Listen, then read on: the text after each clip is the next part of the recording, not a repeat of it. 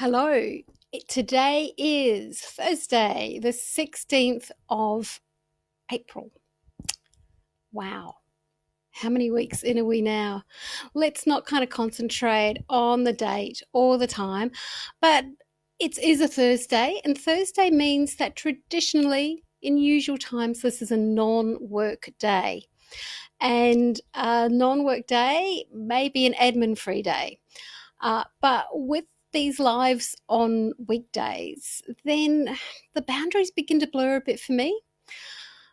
But I've anchored them in every day of the week rather than just my clinic days, every weekday of the week, except for clinic days, because I wanted the connection and the regularity and that rhythm in my life. So, what I try to do on the non client days, and I'm doing a live, is to move to a different room in the house or different seat or different part of my workroom. So today I thought I'd give you a different backdrop. Um, in fact, when I first started working online, I have pretty much worked from every main room of this house except for the living room. So I've worked from the bedroom. I've moved the study between rooms and until I was very lucky to be given the shop front in this 1890, I think, terrace house. That's just reminding me that I have work to do. Isn't that good? Okay. So, how are you going? Now, if you're here, the way that Facebook Live is set up for me on Chrome, I can't see who's there. I can only see if you write a comment. So, if you want to say hello or add to the conversation, just put something in comments. Okay. So, I know you're there. So, I just kind of just speak into the screen otherwise.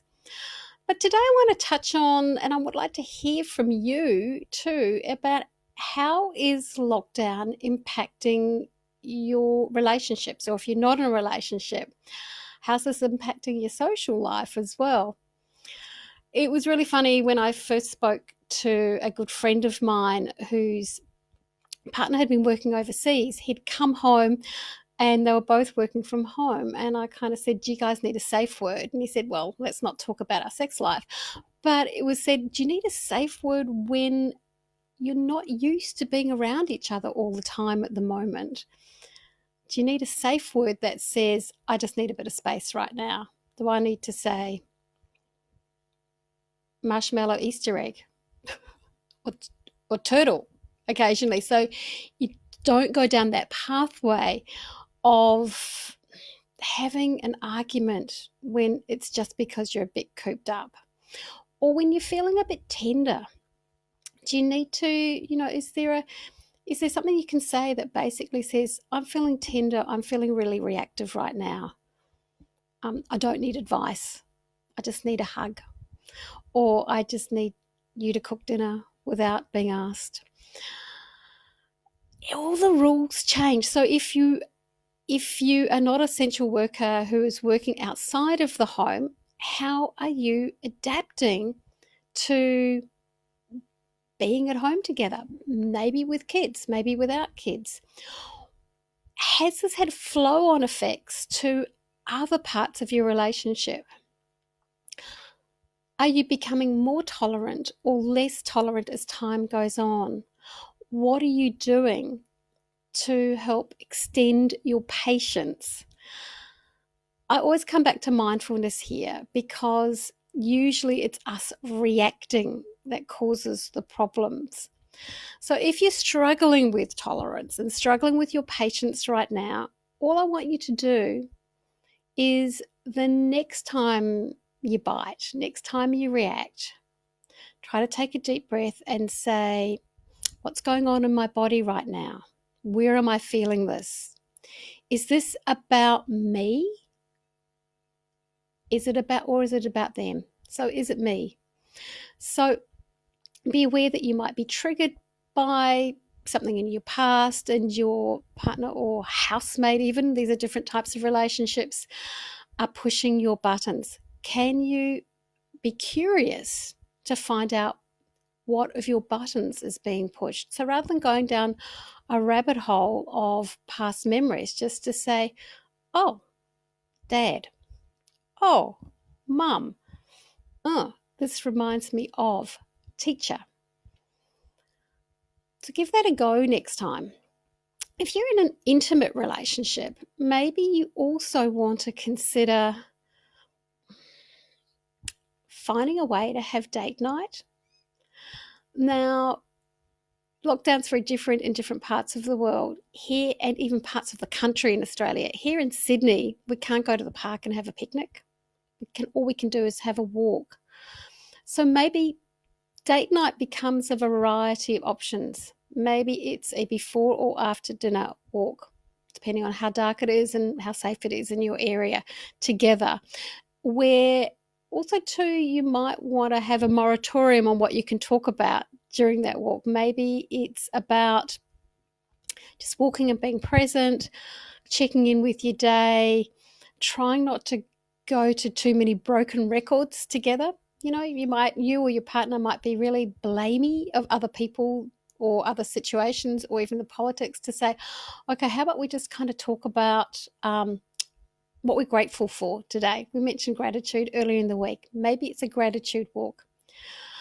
There's been some wonderful videos, particularly of kids giving parents date nights at the home restaurant. That's very sweet.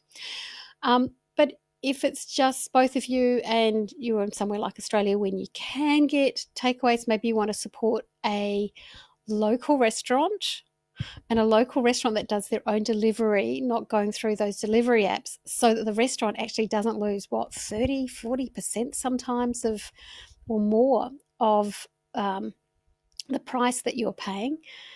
And then set a table. Don't sit and watch a screen. Set a table, maybe light a candle safely, put out the crockery and the plates all ready for the delivery so no one's had to cook. Or maybe it becomes you do a Sunday lunch together, individually or as a family. You make some new routines. I also think it's a really great idea to, as often as possible, eat dinner at a table, and to not have fiery discussions when you're eating, because it makes food really hard to digest. What are you doing if you are in a relationship or in a family, maybe a solo parent? What are you doing to get your headspace beyond alcohol? If you missed yesterday's live, that was Wednesday the 15th of April, I did a live around alcohol, which I got some really lovely messages about afterwards. That it's really, if you haven't seen it, look on the Facebook page or go to my YouTube channel and look for the 15th of April. But what are you doing to get some time to yourself? What are you doing that's healthy downtime? And also, I'm really, really aware, working with some friends, but also with a lot of clients who are living alone and are really struggling. All people. I know the extroverts are struggling extra, but introverts too are starting to struggle after a while of not having a hug from a friend or a family member, not going on a date, not Tindering. If you are using dating apps, the old-fashioned ones used to be very much about emailing each other and discovering each other. So maybe you want to get to know people, and then you work out later whether you actually want to have a phone call with them or FaceTime with them, or actually meet them when life is more normal again. Actually find out about their beliefs, about their values, and what they do for fun. Maybe you want to kind of find ways to have an old-fashioned courtship if you are craving that connection. But also, too, it is about keeping in touch with your friends, finding the time of day that works best for both of you with your different rhythms and different lifestyles to connect. And it can just be a phone call while you walk. It can just be making that effort. And so perhaps start with somebody that you know well enough. A friend doesn't have to be the closest friend, who is also living on their own, just to check in with them and see how they're going. If you're lucky enough to live alone and have a dog, you know you are allowed, as long as it's exercise-based, such as walking a dog, to walk at a socially, physically distance apart, 1.5, 2 meters apart. You can go for a walk together with a dog, or you can walk together without a dog if that's easy for you to get to, if you're quite close. So I hope wherever you are having an okay day, even better if you're having a good day. And I'll be back tomorrow at 1 p.m. Sydney time for the last live of the week. Who knows how long this will go on for. But until then, have a good one. Bye.